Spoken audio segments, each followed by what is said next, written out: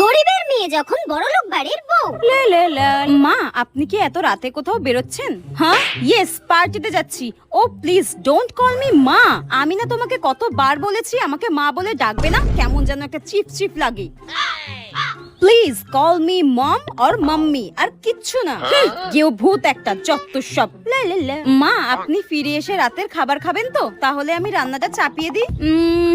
না না না, আমার জন্য ডিনার বানাতে হবে না, আমি পার্টি থেকে খেয়ে আসবো। আর আজকে রাত্রে তোমাকেও বাড়িতে খাবার দাবার বানাতে হবে না। তুমি একটা কাজ করো, তুমি বাইরে থেকে খাবার অর্ডার করে নাও, ঠিক আছে? হ্যাঁ, অনলাইনে খাবার অর্ডার করতে হবে? কিন্তু মা, আমি তো অনলাইনে খাবার অর্ডার করতে পারি না। হ্যাঁ, তুমি অনলাইনে খাবার অর্ডার করতে পারো না? ও মাই গড, আমার বেটাটা কাকে বিয়ে করেছে?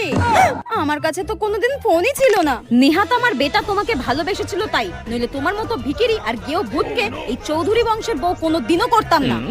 যত সব। এতে আমার কি দোষ?